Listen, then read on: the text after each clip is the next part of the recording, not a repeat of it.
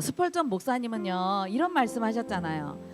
촛불을 보고 감사하면 전등불을 주실 것이요, 전등불을 보고 감사하면 달빛도 주시고, 달빛을 보고 감사하면 햇빛도 주시고, 햇빛을 보고 감사하면 천국을 주신다라고 말씀을 주셨습니다. 그래서 이렇게 예배의 자리에서 하나님께 감사하는 사람이라면 우리의 자녀들은 성장하면 성장할수록 사람을 좋아하고 사람을 살리는, 생명을 살리는 그 한 사람으로 자라게 된다는 것입니다. 그러면 우리는 어떤 부모가 되어져야 될까요? 그 첫 번째로 오직 복음된 부모가 되어져야 되겠죠. 베드로와 야고보와 요한을 데리고 높은 산에 올라가셨지요.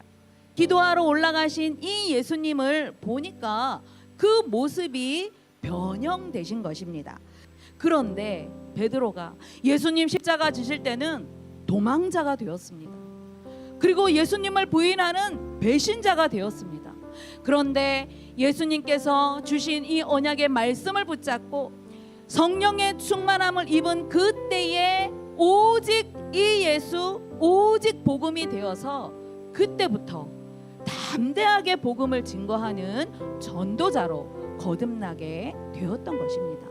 그래서 복음을 전하다가 감옥에 들어갔는데 얼마나 평안했느냐. 천사가 와서 깨울 정도로 내일이면 사형을 당하는데도 불구하고 이 사람은 내일을 두려워하지 않았던 것이지요. 바로 이렇게 베드로가 무엇을 붙잡았느냐?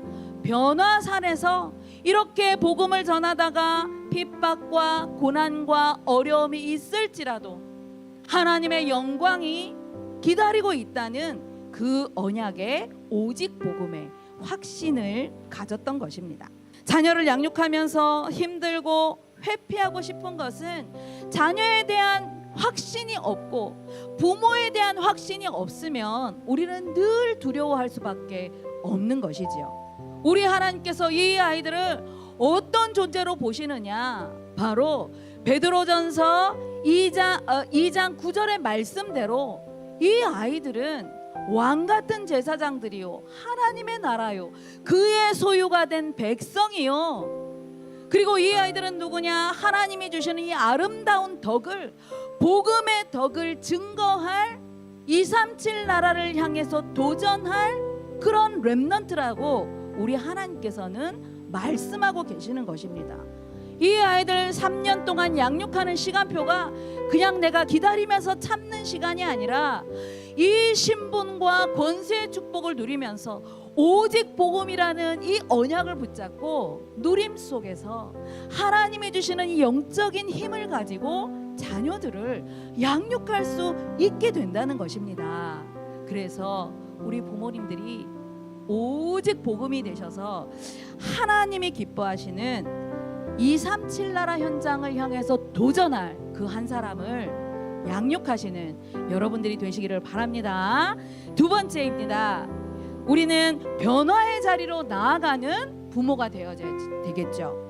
우리가 그렇게 조상 때부터 들었던 어마어마한 이 율법의 대가, 그리고 우리가 조상 때부터 들었던 이 불의 이 신비한 능력을 행했던 이 엘리야, 와 대단하다, 이 예수님과 함께 여기서 초막을 짓고 살면 너무 좋겠다, 이렇게 예수님께 말씀을 드린 것입니다.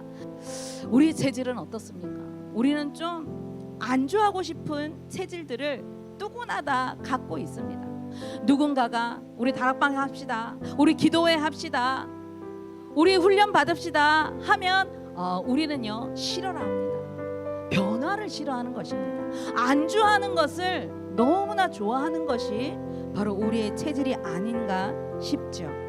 아이를 낳았으면 아빠가 되어져야 되고 엄마가 되어져야 됩니다. 변화의 자리로 나아가셔야 됩니다. 그래서 자녀에 대한 공부도 좀 하시고 부모가 어떤 부모가 되어져야 되는지 함께 공부를 하셔야 되는 것입니다. 그러니까 어릴 때에 어떤 부모의 모습을 보여줬느냐, 그래서 아이들의 정서를 이해하고 아이들의 그 성장 발달 동안에 어떤 언어가 필요하고 어떤 삶을 살아줘야 되는지가 이마만큼 중요하다는 것입니다. 육신적으로 배부른 상태에서는 우리는 변화의 자리 싫어합니다. 그런데 아브라함은 말씀에 순종해서 이제는 이 순종으로 말미암아 변화의 자리로 나갔을 때 하나님께서는 창세기 17장 4절에 내 언약이 너와 함께 있고 영원히 이 모든 땅을 내 기업으로 주리라, 내 후손이 복을 받으리라, 이렇게 언약을 주신 것입니다. 갈 바를 알지 못한 아브라함이 하나님의 말씀을 쫓아서 변화의 자리로 나간 것이지요. 세상도 좋고 예수님도 좋고 세상도 좋고 복음도 좋고 그런 신앙생활은 1년을 하든 100년을 하든 절대 변화는 되지 않을 것입니다. 우리는 복음의 말씀을 듣고 이제는 이 말씀에 순종하면서 예배의 자리에 그리고 기도의 자리에서 우리는 하나님이 나와 함께 하시는 이 비밀을 가지고 변화의 축복을 누릴 수 있게 되는 것이죠. 그래서 오직 그리스도, 오직 복음 되셔서 변화의 자리로 늘 한 걸음씩 나아가시는 우리 모든 부모님들이 되시기를 바랍니다. 결론의 말씀입니다.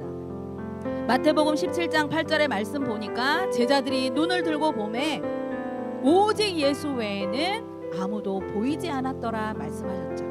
사단의 가장 핵심 전략이 무엇입니까?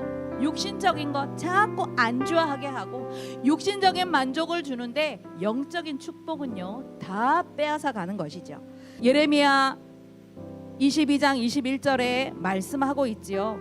내 목소리를 청종하지 않는 것이 너의 습관이 되었구나. 우리는 끊임없이 예배의 자리, 기도의 자리에서 이렇게 조금씩 한 걸음씩 변화의 자리로 나아가서 오직 복음만 각인 뿌리 체질화 만드는 오직 복음의 부모님들이 다 되시기를 바랍니다.